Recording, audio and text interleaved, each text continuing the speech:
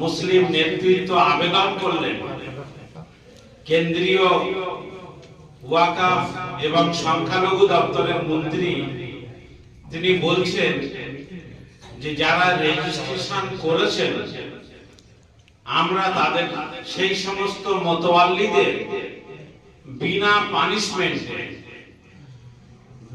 পানিশমেন্টে জরিমানা ছাড়াই তাদেরকে আমরা এনরোলমেন্ট করার সুযোগ দেব। আমাদের সম্পত্তি আমাদের পূর্বপুরুষরা দান করেছেন, তাদের ঘাম ঝরানো অর্থ দিয়ে মসজিদ, মাদ্রাসা, কবরস্থান তৈরি করেছেন।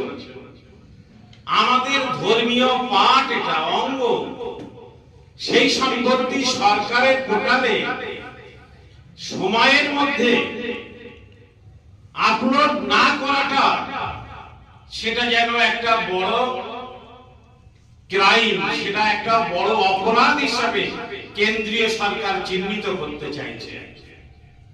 আজকে তৈরি হয়েছে যাদের স্বাধীনতায় কোনো অবদান ছিল না, তারা ইংরেজদের অপশাসনকেও হার মানিয়ে তার থেকেও বড় স্বৈরাচারী শাসকে পরিণত হয়েছে বর্তমান সরকার।